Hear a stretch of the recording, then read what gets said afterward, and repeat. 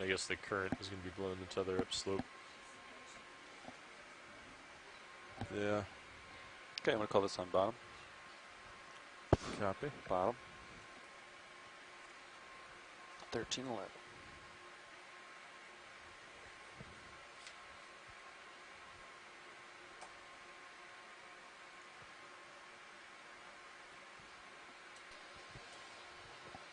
And it looks like we have approached the bottom.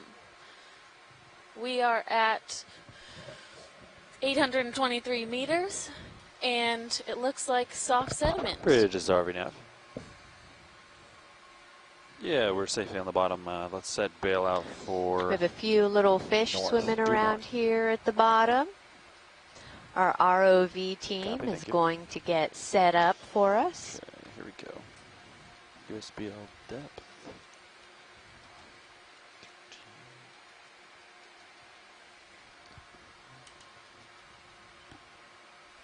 Is that a little shark that's swimming around there? Yep, that's a shark. Oh, wow. Yeah. Oh, it's eating something. It's eating something, yeah. Looks like it has like a little fish or something.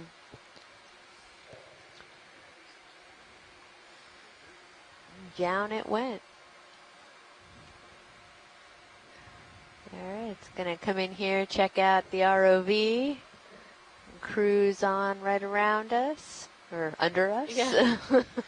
Yeah, there definitely does seem to be some coral rubble down here as well.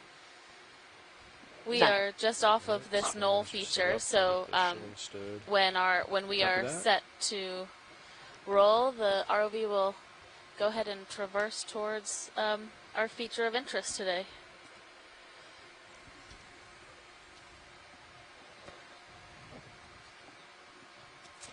So what you see here is our ROV engineers are just kind of getting everything set up. They're testing the arm. You kind of saw it go across the screen there, and just making sure all operations are ready to go. So we'll give them a couple minutes to get set up. And while we are getting ready, we will go through and introduce some of our scientists that are in our chat room today that will be helping us both ID organisms as well as take annotations throughout this transect. And we have joining us, we have Cheryl Morrison from USGS. We have Eric Cordes from Temple University. Herbert Levitt from the NOAA Center at Silver Spring. Jill Burke from USGS. John Reed from Harbor Branch Oceanographic Institute. Mike Vecchio from NOAA as well, and Morgan Will from NOAA Charleston, a geologist. We're always excited to have geologists. And then Rachel Gulbra from the Silver Spring Center with NOAA, and Timothy Shank from Woods Hole Oceanographic Institute. So thanks to all of you guys for being with us today. It is always helpful to have our science team on shore helping us to narrate these dives. Great. And we also have Adrian Copeland and Emily Crum from the NOAA Office of Ocean Exploration and Research, and there are nice and flat. Our social media and PR team, and helping get all of these great images and things like that out to the folks that are listening at home. Whatever direction. 2, 1, 5. On social media. Yeah, and so we'll go ahead and introduce ourselves as well. So I'm Alexis Weinig from Temple University. I am a PhD candidate at studying deep sea corals, and meters, I'm the biology science lead for this cruise. 2 knots. And I am Amy Wagner. I'm an assistant professor at Cal State University, Sacramento. I am the geology science lead, and my area of specialization is in paleoceanography and paleoclimate. So I've used deep sea corals and other types of proxies to understand past ocean conditions. CTD is doing a couple weird things. Well, actually, I just want to let you know we're on bottom, and we are ready to begin the dive. Thanks, pilot. So we are going to start heading towards our first waypoint, which is at the base of this knoll feature that we just showed through the mapping data. And it does look like it is a bit more soft sediment than I think we've seen so far. Yeah, absolutely. There is, some fine coral rubble mixed in there, but not nearly what we've seen previously. Right, we've been seeing a pretty full coverage sheet of coral rubble at all of our sites so far. We were a bit more west for the last 3 dives, so we are further east on the Blake Plateau right now. And these mounds or knolls are a bit more isolated from each other than some of the other areas we were in before. So this may be indicative just of there being less of that live population in the area. Exactly.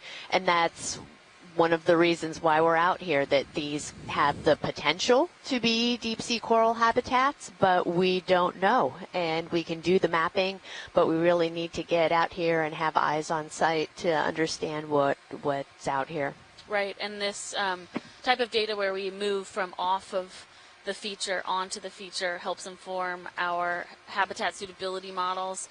So both the information we're gaining about where corals are not and sponges are not is just as useful for those models as when we find those types of communities.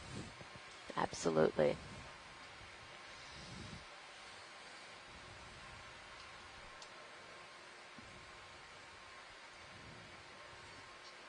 Watch lead, go ahead.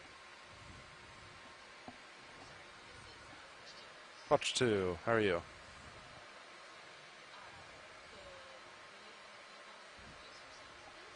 Yeah, we can do that right now. Hi everyone, this is the front row. We are all from the Global Foundation for Ocean Exploration. We're made up of engineers and videographers, and we are responsible for the ROVs and all the video products. Sitting pilot this morning is Sean Kennison, and to my right, this is Dan Rogers on co-pilot. And you have Levi Unima sitting nav over here.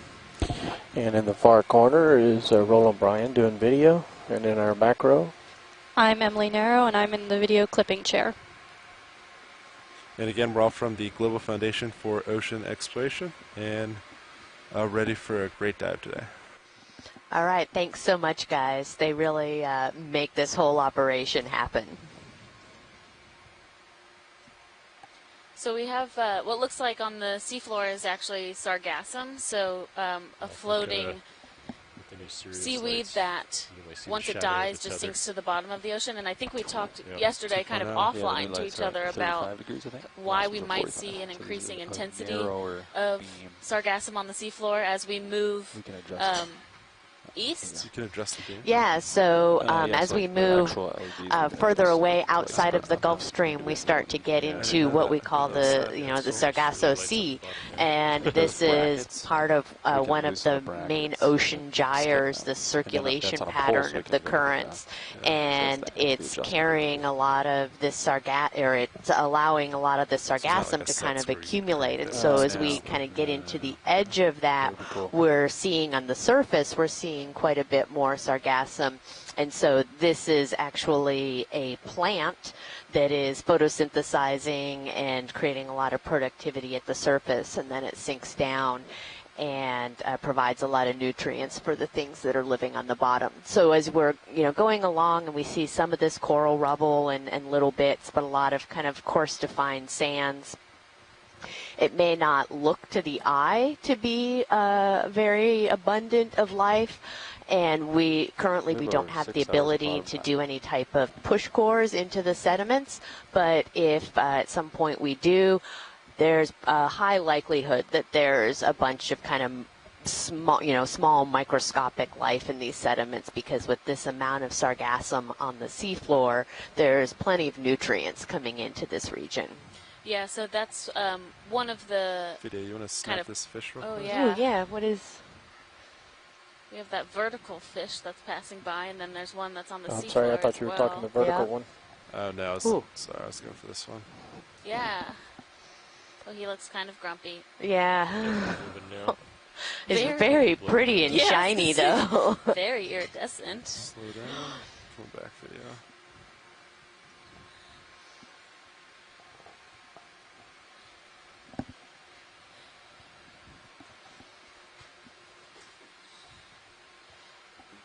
those Boop. translucent fins and tail. Yeah. Oh, he keeps bumping into the bottom.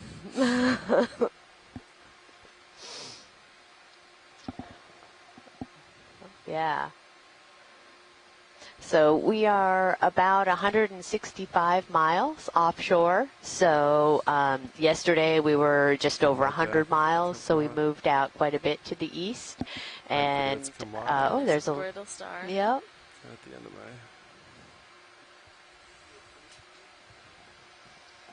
Yeah. Go So ahead, what Bridge. we've observed, maybe a little right in center.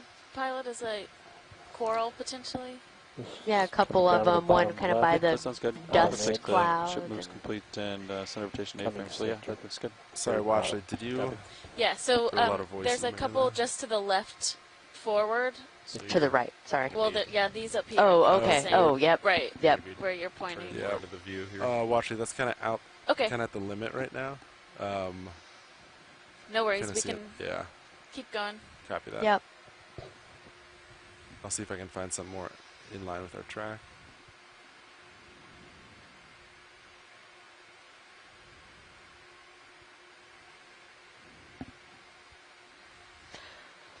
That ship stopped, making a slight Oh, yeah. heading It looks change, like there's pilots. quite a few of those. Copy. Just very light in color and hard to spot right off the bat, but You can see the bottom clearly just with Sirius's lights and camera now. It's So nice. Mike Vecchione chimed in. It looks like we don't have any of our fish people logged in at the moment, but that So did you see a ground fault on that iridescent fish rotator? was likely a Rotator roughie. still Dan or not? oh, okay. I can check it again real quick. Oh yeah, there are I some wanna be out coming out octocorals test. growing Yeah, amongst the Was it rubble. inconclusive or? so we're reading 83 right now. Yeah, watch Before- it. We were reading Anything 50 before here? and it jumped to 360. If you want views on. This And And I check think on we're the kind of I can try again. facing right towards So we're at that 83. base of the knoll right now, so we Copy. can see that there's getting to be a little bit more rubble, so that gives us a little more of the hard substrate for these octocorals to actually attach to. Sorry, pilot. Can you repeat what you had said? Oh, I was just going to say we're much more in line with track now, so anything you want Okay. views on, just let me know. Thank you.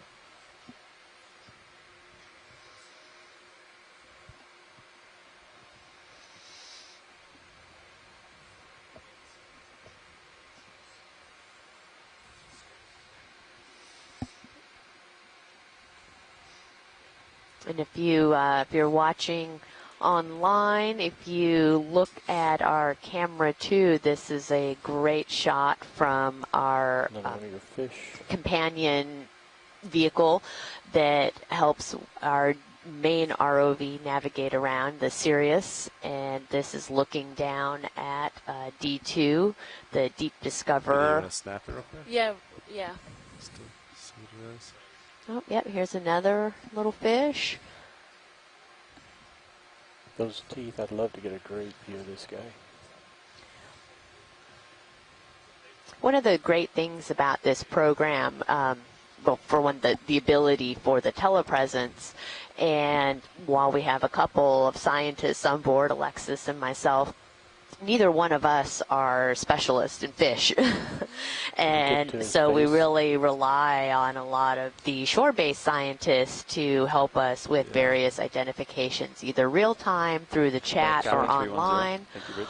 or later come in and review video and help with the identifications. So we get our video team to, get these tight shots of these fish to help with later identification.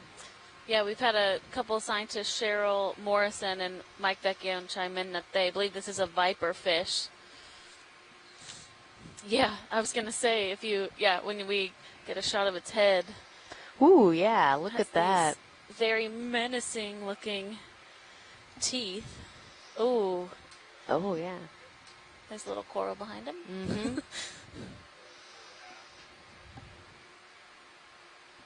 And those little purple dots right underneath its eye there. Yeah, Is that a little, photophore? I do not know, but likely very important for identification.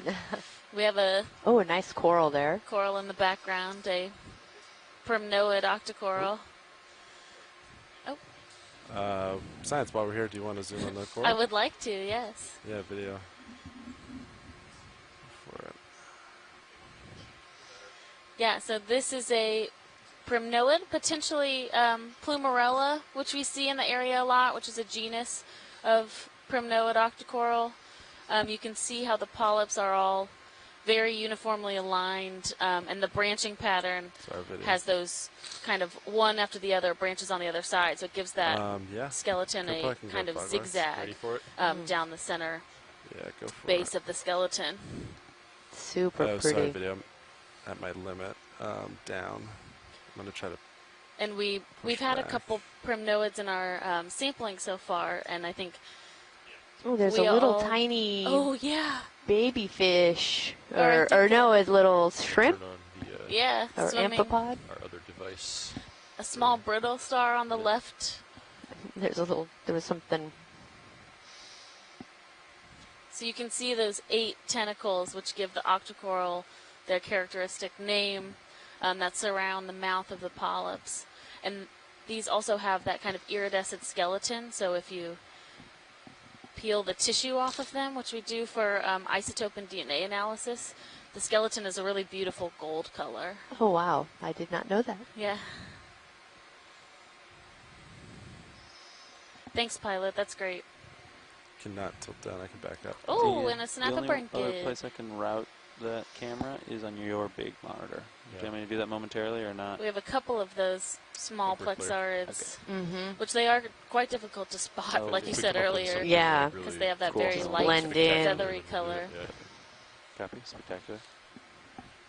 We have a little bit of tidbit that Mike Vecchione has given us about the viperfish that we were looking at. And he's saying that they are called a viperfish because the jaw can open up very wide, like on a snake. Oh, that looks nicer. And that their bottom teeth are so long that they actually poke up through the top of their head. Oh. It wasn't just sticking out of its Bridge mouth, is it was poking through its head, which is crazy. A nice shot of a synapha-brankid, which we've seen across the 4 dives so far. I think they I'll let him swim out of frame. quite often found amongst coral rubble and coral habitats. A white plexarid Bridge, this is RVNF. possibly Yeah, we'd like to Swiftia? move. Same as the last. Partial. 30 Which we have a meters, bearing couple of them there. 215 Yeah. degrees, speed decimal 2. Do any zoom And sense? then If we can zoom on one of those white ones, that would be It's a great. good copy. Yeah, how's this one? Coming center. Yeah, looks good. Alright, video, I'm just going to drop a little.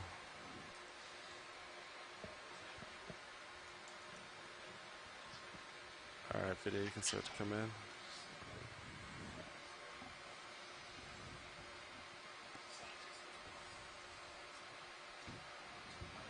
So this is a plexarid. It has, wow, really, actually quite large polyps.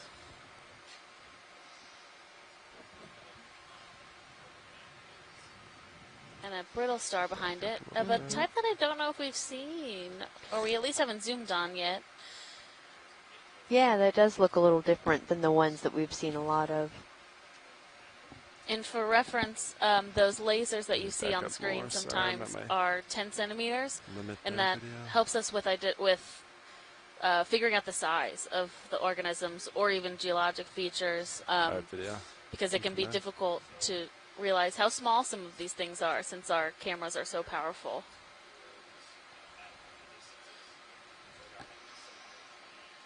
Yeah, the ones that we were seeing before, the legs were much more pink. Right, yeah. And a little more spiny, so this might be a different family of echinoderm. Yeah. Looks like the back leg, you can see there where it's skinny at the Oh, far end, yeah. so it likely lost one of its legs, and that's it. They're able to regrow their legs even after they, if they lose one partially or fully. Pulling to the coral. Copy. Oh, that's great. Yeah, that is. Can we kick on those extra lights again? Ready for it, pilot? Yeah, go for it.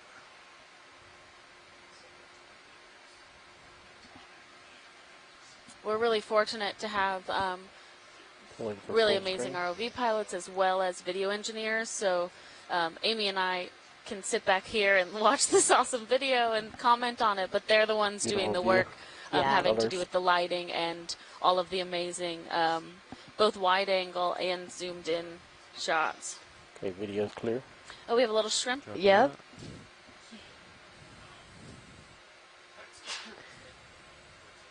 I'm going to turn off lights. Yeah.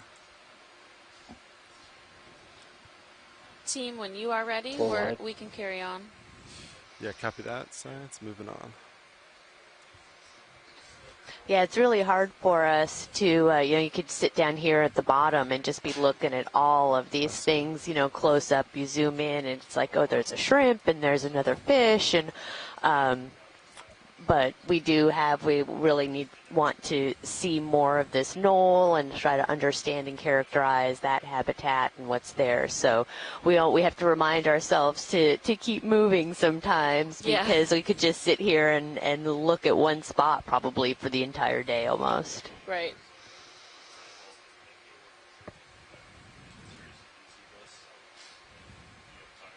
And it helps, one of the reasons we'll try and zoom on some of the organisms that we're seeing is to have that video to be able to ID one of them, and then when our scientists on shore are reviewing this video later on and characterizing the sites, they can have confirmation that that species or genus was what they thought it was, and then count the number of them that they're seeing in the area with more confidence than just the overview shots. Yeah.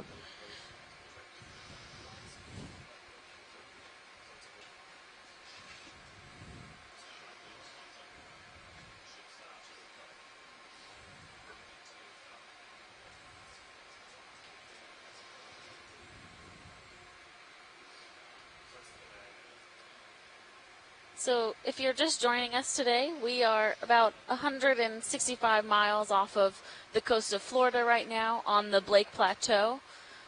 We are aboard the NOAA ship Okeanos Explorer, working with the NOAA Office of Ocean Exploration and Research to continue conducting surveys of this southeast Atlantic coast of the U.S. and characterizing a lot of these different habitat types that we find out here.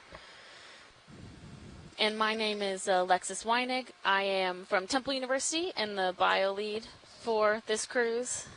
And I am Amy Wagner, the geology science lead for this cruise, and I'm at California State University, Sacramento.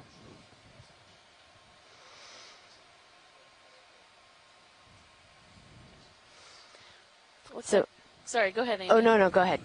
We might have our first sponge of the dive, which we don't need to take as a snap-on, but looks like a hexactinellid, one of those glass sponges, which we've been seeing across these dives.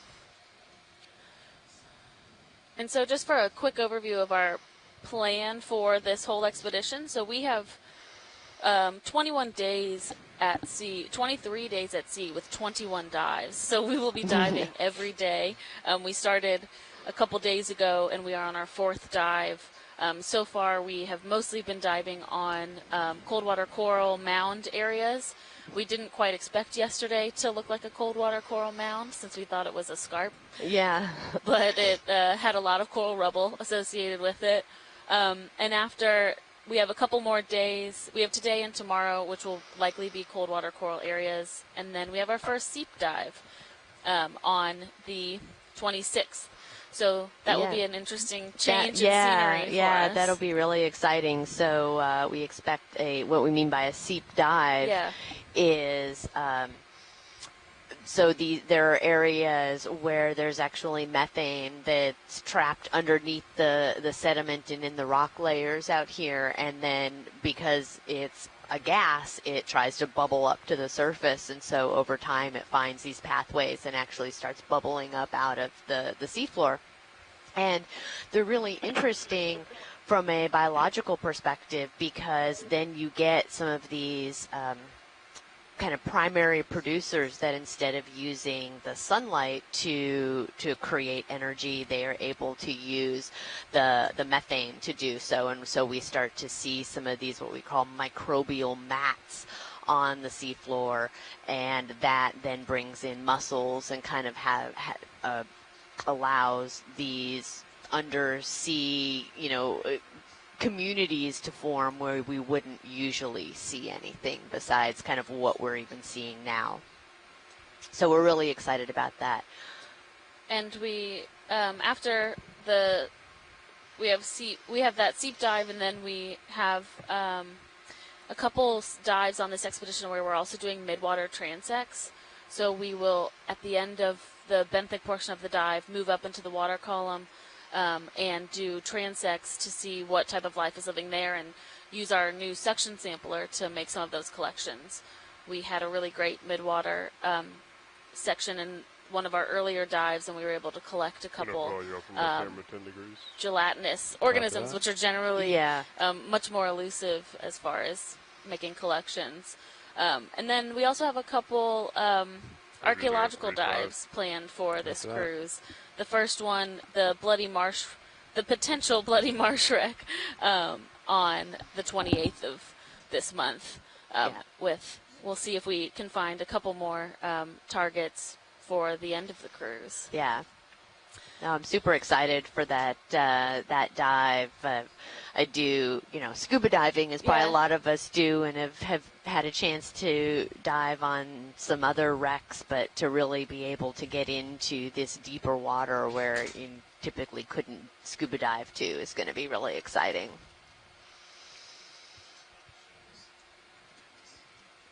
Welcome, pilot. I'd love to see one of those viper fish with black water behind it. And Robert Carney made a really interesting observation in our chat. We are monitoring environmental conditions as well as looking at the visual video, and that he pointed out that the temperature in this area, the CTD, which is a device that can measure temperature on the ROV, is measuring around 10 degrees Celsius, which is a bit in the higher range for these types of areas. So yesterday, the last 3 dives, the temperature was around 7 for all of those dives. We were more to the west, so that could be something that is different about this area from the western side of this plateau. I thought you were Dan for a second, but Lars. that is something we're keeping an eye on, is definitely the temperature. We've seen really quick temperature cycles based on lander data that was collected.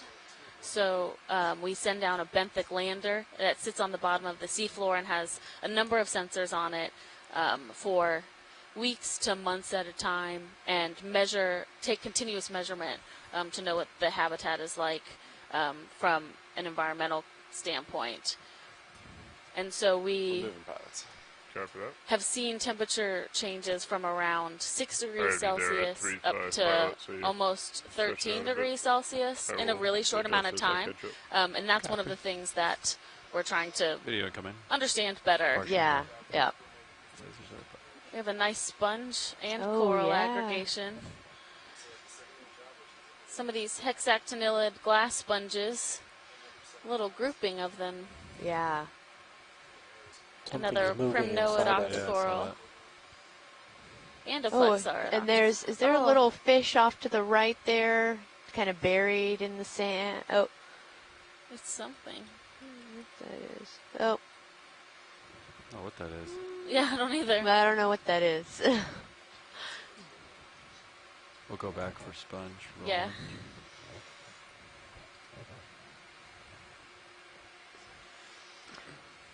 Yeah, there is something in the sponge as well. Probably somewhat little amphipods, or maybe a crab or something. I think it's a shrimp. So these sponges often have shrimp that live inside. Oh yeah, look, his claws. He's like, let me out. These often have shrimp that live inside the sponge for what we think is the shrimp's whole life cycle. So they find their way in when they are very small larvae, and then live inside the sponge. Sometimes you see mating pairs inside the sponges, so 2 shrimp that are living in there together. that are able to reproduce. It looks like the shrimp that's in the right is different than the one on the left. It Oh. doesn't have the same style of claws, those two separate sponges. Yeah. So the one on the left looks to be smaller Yeah. and has a different style claw. And Jill Burke from USGS said that they've also found early life stages of parasitic isopods Did you in have to clear? sponges when they've collected them. So Copy. there's likely a variety of Pilot's clear. organisms that use these I as don't know if little you can get homes. closer to that Yeah. thing on the right, but I think And it it's, is you know, living. it seems like a pretty Yeah. good deal because they I can get closer. Yeah, are let's just safe sit from right down on predators. top Yeah. of it. Stand by.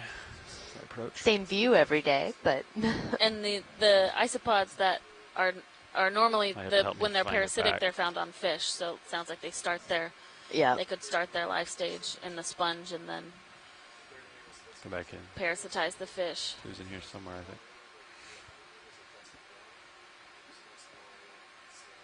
Where did our little weird thing go? I know, right? I thought it was right here. I don't know. You see it, Roland? I think it tilt down a little bit. Hold there. But yeah, zooming up. in up on a bunch of this scleractinian coral rubble. There it is up to the left. Dark gray.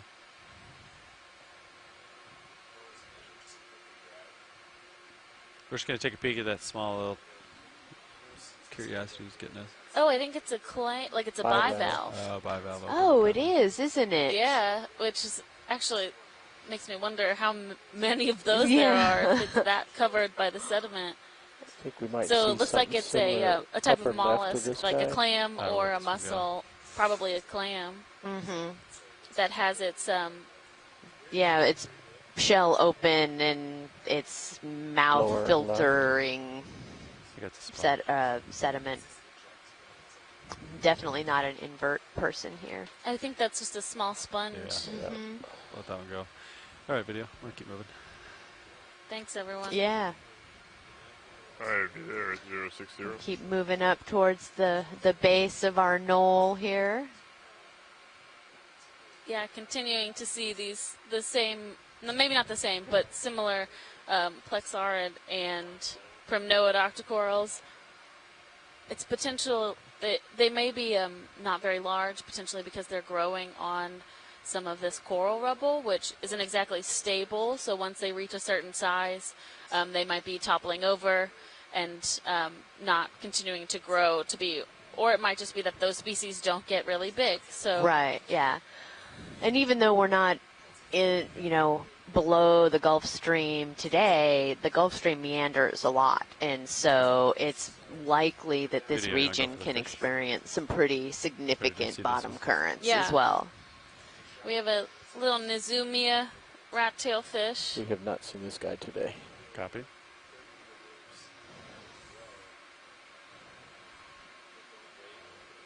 Come in a little further if you got it. Yeah.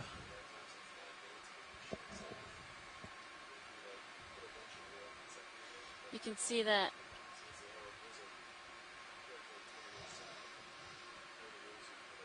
Wow. That's full zoom. Swimming crinoid right in front of me. See on the manip cams? So they have those little kind of whiskers that are on the bottom of their chin there. And do they use those to Those kind of help sense what's, because they're along the bottom there, so I think So they're about using to that to land try right there, left to sense towards food the- in the sediment? Yeah, potentially. Or like they're just kind of feelers. So Yeah. like since there's not much light down here, or any light down here, they Yeah. Pulling the flow. are using those more as a My right sensory toes kicking up a little sediment with the or current. All right. We'll keep moving on and up.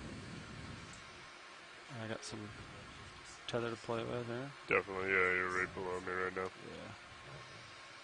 I'm coming up as you come up to push forward. Looks like there's the slope.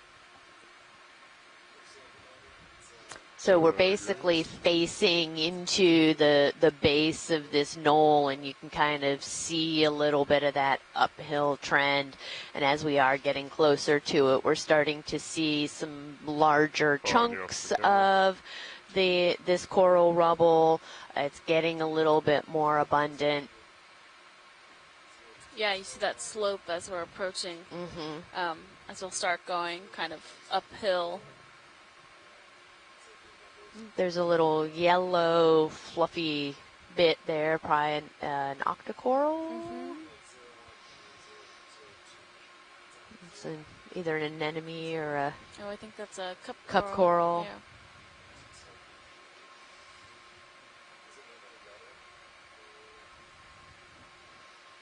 Actually, you're talking about coming center by lasers? Yes. Or, okay. I'll get you a quick view here. Thank you. Yeah.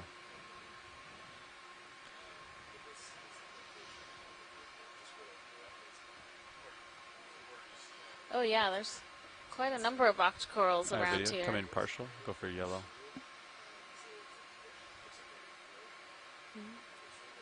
Yeah, so this is a different type of octocoral. It looks like, to me, it looks like an acanthogorgia, which can be sometimes difficult to tell between acanthogorgia and a plexaurid. But those really long polyps and more of that like fluffiness is generally how I work to identify them. And we have what looks like a juvenile anthomastus to the left as well, that pink polyp, where it has about two polyps. Max zoom. Copy.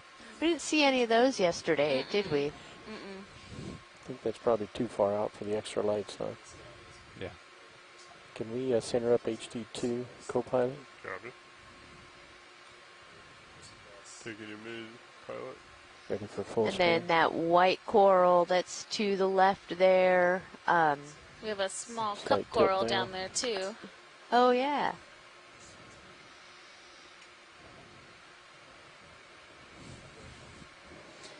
So that white coral, is that plexaurid? Tilt Yes. down to the Okay. cup coral on the So bottom. kind of the way that you can The see red it one? moving in the white- water, the white one. that's also helpful for identifying because their skeletal types are different, the plexaurids and the primnoids. So the Actually, it's gonna be a plexaurids have more of a two-shot. It's flexible tighter to go. skeleton. It still will snap, but it's generally a little more bendy. And the Yeah, primnoids have a right very to the- rigid skeleton, so you don't see them waving in the water as much. Yeah. Try them. Roland, would you like to try additional Yeah. lights? Go ahead and give it a shot. You can Yep, watch and then the one HD2 as that it we're comes up. You can focusing see where on the now, center this spot will be. is a little solitary cup coral. So on the kind of fan light it ones up. that we're seeing, those are colonial. You have can many see the individual spot is, polyps yeah. on Between the the toes, yeah. stalk, and video's whereas this is Alright, just one pilot's good. individual polyp that Coming up is right. growing. 3, 2, now. Off.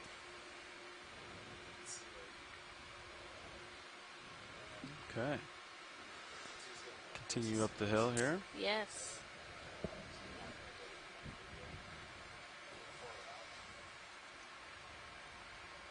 And for everyone watching, if you are on camera 1, you can see the feed from the front of the ROV. And if you switch yourself over to camera 2, you'll see Sirius's view. So the second part, the dual body to Deep Discoverer, that where you can view Deep Discoverer on the seafloor. This is a different. Yeah. Yeah, let's just take a quick. We don't need to spend too much time, but Right there at 3, 5. Okay, video, snap it. They don't want to spend a lot of time, so we'll just get a identification. so this Oh, looks okay. like a branch of a bamboo. Come on a little So bit. there was likely a Yeah. colony that. Hold that. Oh well, that might be growing on an old sponge stalk. Yeah. So see how the base has calcified around that Yeah. stalk. So this is just a bamboo that has settled, and there looks like a stylasterid down below it. But first, Isididae coral of the day. Enough time for a full So screen? often when Oh, I look at that little hermit Oh, crab. yeah. Yeah, we'll grab a full screen and then we'll keep moving. Yeah. Tilt up. See if it's got a there's a branching point. different bamboo to the left. Yeah, so we are seeing A lot more diversity as Video's we're clear. starting to get towards the steeper part of this knoll. How do we feel about another move? Yeah, I think we'd call one in. Another 30 meters? Yeah. So these corals that we're seeing, Come out video. they form their skeletons in the base of the branches. Did you say that that's a kind of like a protatinaceous base, or is it a calcareous? So it depends on the type. These ones that are octocorals, they are calcareous. Some of them have parts of the skeleton that are proteinaceous. Like the bamboo corals, right? The bamboo corals, that brown part is proteinaceous, and then the plexarids actually have a relatively proteinaceous skeleton with the sclerites, so the calcium carbonate little bits that are inside the tissue embedded in that protein. Okay. So that's what gives them some of that flexibility. Cool. The calcium carbonate is really rigid, but the protein itself is actually relatively flexible. Yeah. Is that a... We just put in a move. How long would it take? Yeah, so these types of corals, when they die, they may have a little bit of a stalk, but that doesn't really, it's pretty brittle and breaks down, and there's a like plastic bag. Oh, maybe, yeah. Oh, there's a fish There behind is a fish behind it.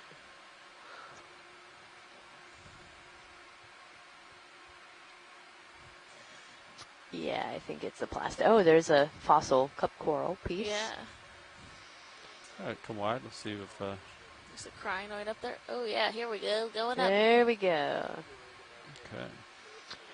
Yeah, so they are not the source of a lot of this coral rubble that we're seeing. They're using this as an opportunistic place to land and grow. But as we get closer, we're seeing a bunch of this, what we call the scleractinian, these really hard calcium carbonate skeletons. And so whether as we move up, we see some of those, or if this is just more of an ancient reef that at some point there was a lot of these hard corals that were growing. We don't know that yet. Yeah. So. And again, we are quite farther east than we were the last couple days. So yeah. It is interesting to characterize like a little bit more these glare on the habitats upper and right seeing of the ROV like camera. similar Maybe it's the different populations angle of organisms is of interest to a lot of scientists that are studying the conductivity of the area. And when I say the area, it's both the southeast of the U.S. as well as the entire Atlantic basin. We got a better view already. Okay. It looks like an anthomastus down there. I'll snap the red. Just quick. Yeah. So there's anthomastus and there's pseudo-anthomastus. I have to say, personally, I'm not good at identifying between the two. I just know that the bright pink corals with all those large polyps are of either of those genus. Video's clear. Hi, that's clear. Wow, those are really big polyps, though. Thank you, video. Keep going here. Gelatinous thing right of lasers. Snap it. I think you're talking about this. No, further up. Oh. Yep. Over here. Yeah, so there's... That. There. Some more sponges. Did you want a closer look at this watch lead? Or you want us to skip this? I think we can. Yeah, yeah, I Copy. think we can keep moving. Next video. We'll keep going. All right. Going up.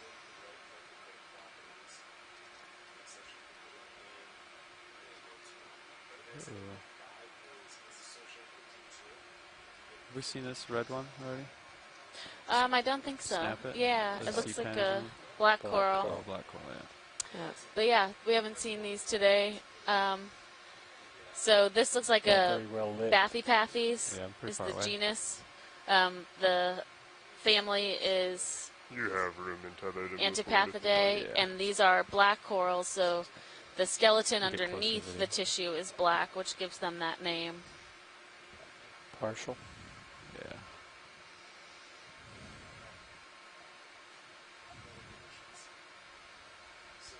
we are seeing definitely a denser layer of Just rubble. probably do it Yeah. there with the extra lights, and you guys might There's a wanna little cup snap some coral down stills. there.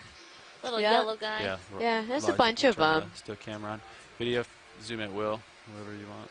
And you want to kick I on the believe extra that lights. Brittle Um, star. Yeah, you can do that. We were lights coming considering on. those cup corals, at least in our other project, to be of the species or the genus Still Thecopsamia. coming on. No. Oh yeah, some sponge on rubble. Looks like, yeah, Cheryl mentioned, and I agree, a lot of Anelopsamia rubble. So not Lophilia pertusa rubble so much right now, but we'll see if that changes as we move up Let's go full the screen. mound. We're currently at about 803 meters.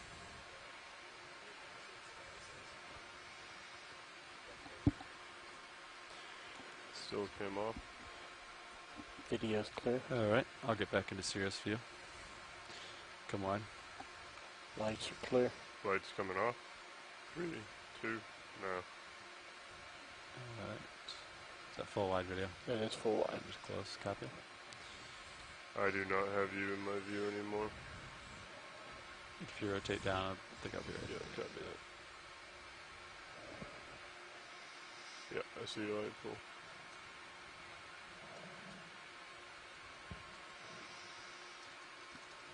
Coming up.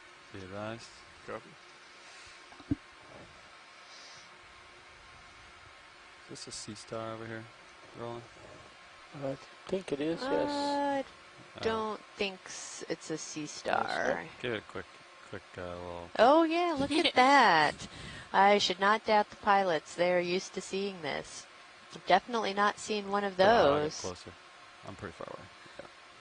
I'll get you. I closer. think so not today, but I do think we saw a similar sea star on the first dive. Oh, okay. I don't missed remember that the one. ID that Chris Ma had provided, but I think that these are common to like the rubble habitat.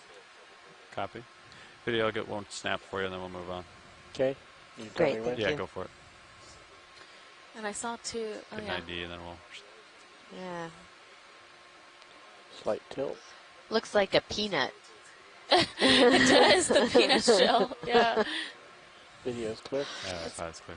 Keep A going. little crinoid on there. Oh man, there's just so much just in that rubble. I know. It's like, so we could just sit here and Yeah. poke around, but Yeah, there's quite a diversity here. yeah, there's quite a bit of diversity.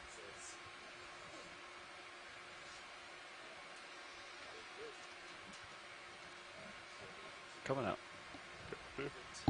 I have you directly below me, so as you come up. See an additional Oh wow, yeah. non-biological. I don't know, maybe. Let's take a quick. Yeah, I'm headed that way. Detritus. Yeah. Yeah, it definitely looks like human influence. Oh, yeah. Okay. I'll just Yeah. burlax actually. All right. Great. And to the right of that is a different type of Primnoa than we've seen so far. Just so for our people at home noting that stuff. We don't need to zoom on it. Copy. Keep riding up this Great. side here.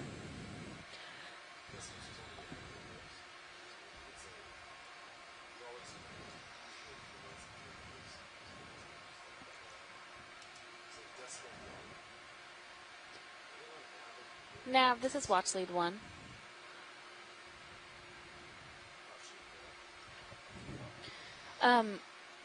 Are we at the base of the feature?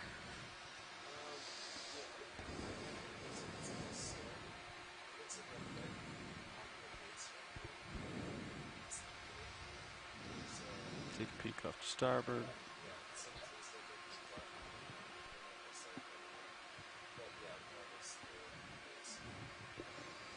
Great, thank you. Anything you guys think we could do with that Yeah, so this is glare that's on the upper feels right relatively of the main steep HD? to me for being at the base of this. Yeah, it does. And according to our bathymetry, not even the most steep Yeah, the portion jaws of like the faster, slightly of the turned dive out, to looks come. So Okay. I like steep Yeah, we can try slopes. some That of this often video. means corals You get my hydraulics up. and sponges. Large. Coming on. Ooh. You want to snap the fish video? It's like a ways off, but yeah. I think it's a synaphobranchid. Yep. All right, we'll let it go. Hydraulics are ramped up. All right. Try to get rid of that glare for you video. Hold on. There's a light pink coral coming into center. Yeah, absolutely. Just do a snap of that. Copy. Video, let's snap it. Is this which one you're talking about? Yes. All right. Okay, so this is a Paragorgia. This is our first one. Ooh. Favorite. So these are known as bubblegum corals Mm-hmm. because they look like bubblegum when the polyps Put are lasers on attracted. it and turn These the are lasers off. personally one of my favorite corals just because they're so pretty. And it has a Lasers large ophoroid on there, so brittle star of a Okay. different type than we have Partial. seen so far on this cruise. I get So closer to it if you'd like. that's a great Yeah. All right, observation. come out a little bit. Yeah, look at that. It's really just, and it is hard to see the bubble gummy type with its polyps open and feeding, but when they're closed, it really does. There's like all of these little kind of lumps and bumps on it, and it does. It looks like hope somebody just went and stuck a bunch of pink bubble gum all over it. Yeah. Great. All right, video, come in. I'm closer now. Oh, look at that. So another octocoral? Yeah. So So Paragorgidae take all is those the extra family and So you might want to a take different type pictures. of ophoroid Coming for on. sure. The lights now. With those long arms wrapped all the way around that coral. So it's thought that these ophoroids they're not feeding on the coral, they're just using it Large, as a you turn home the and as a way to get scale up cam into on the if water you wanna. column. Already on. And to feed similarly Copy. on the I'll let you run small it then. particles that Copy. are coming through the Just water holding like the shot for coral a few. feeds as well. It's just so beautiful. Those long polyps. Mm-hmm. Going for full screen.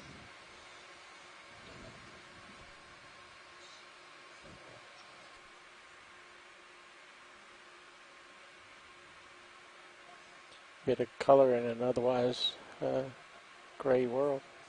Yeah.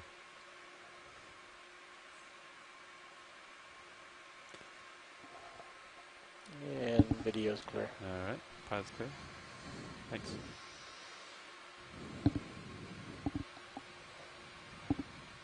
Lights are coming off. No. Thanks, team. That was great. Yeah. Okay, keep moving up here.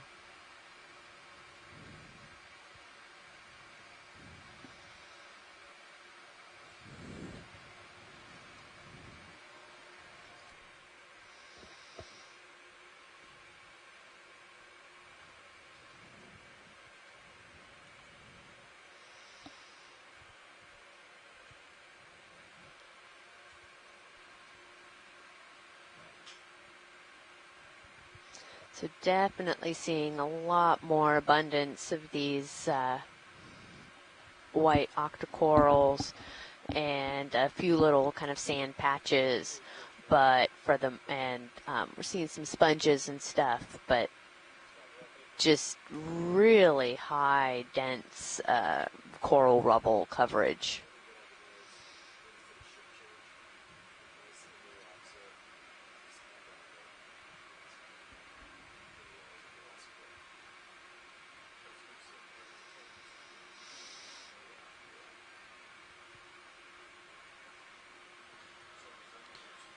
This is a crinoid. You can snap it video. Oh, Bring it yeah. center. I don't know if you're interested. Watch it. Oh, good eye, pilot. So here's a crinoid or a feather star. We saw a bunch of different types on some of our previous dives. I don't know if this is, if we've seen this particular variety before, but this one has 10 arms. I think we did, because I think I remember it having the arms and then those really kind of long trailers at the end of those arms. All right, video. We'll let it go. We've seen it. Thank you, video.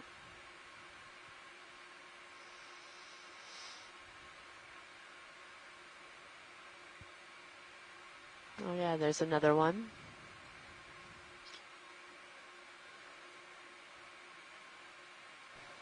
Hanging on to the edge of one of those corals. Yeah. It's a whip coral coming up. Oh, there's, Eyes haven't seen that. Yeah, there's a whip coral coming up. I'll stop and take a shot of it. Watch Great, thank you. Hey, pilots. You ready to put another move in? it. Yeah. Yeah, I believe so. Copy that. Still happy at 215. Looks good on my end. Good to me as well. Copy. Because of increased slope, do you want to bump it down to 20 meters, or are you happy at 30? 20 Yeah, fine. video. Yeah, That's a definitely good as point. well. Some Copy that. call. 20. there are some corals that have bioluminescent properties, and especially the bamboo corals, which looks like this is one of those. When you sometimes if you bring them up into the lab and you kind of disturb the polyp, so run your hand along the polyp, they will bioluminesce. And I video personally coming. don't Yeah. think any of us quite know the significance of that, but And a little squat lobster Yeah. on it. Let's go upper left lobster. Upper left, copy. Oh, yeah. yeah. Oh, look at those claws. Yeah. Look how long they are compared to the body. Wow. He's got a polyp with the. He is a lot of fun to eggs. watch. He is. Oh, yeah. Small dots in polyp. Oh, yeah, those eggs. Oh, yeah. They might be. Oh, So wow. this might be a gravid octocoral. What is it called? Gravid. Oh, So okay. they have when they have eggs. Okay. Any more zoom video or not? X. Oh, Happy man. look at that. Now, are they like Continue to the top, I think it's closer the to hermatipic coral, the shallow tropical ones where they only spawn? They like all spawn at the same time of the year.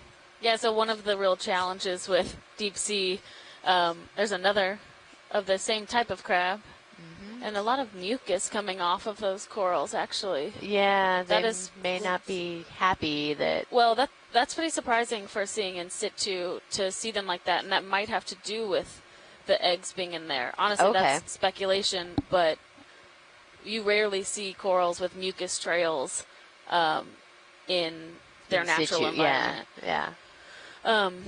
But as far as the type of reproductive type Full that the screen. corals are, that's one of the challenges with deep sea coral biology is that we don't know a lot about their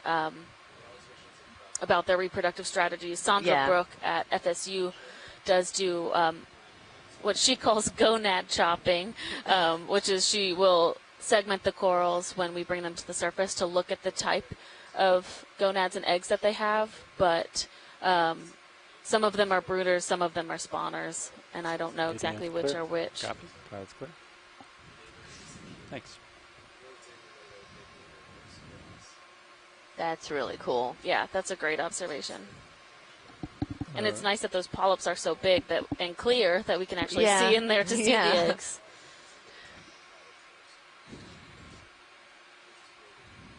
Got something white on that stalked crinoid or whatever that is ahead.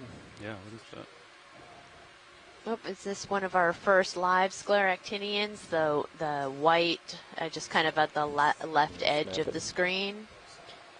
Or is that still Or like over there. Copy. Yeah, we'll take a another snap sea there. star? Sea star down there. Got a video snap white you're interested in. Is this it? Yeah. Yeah, there looks like there are... Ooh, maybe not. Oh, yeah, there's some live polyps. That looks like Lophelia pertusa. Okay.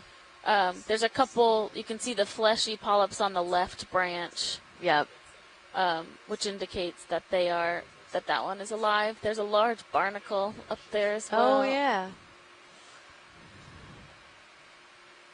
Yeah, so that's our first colonial scleractinian for today at about 783 meters.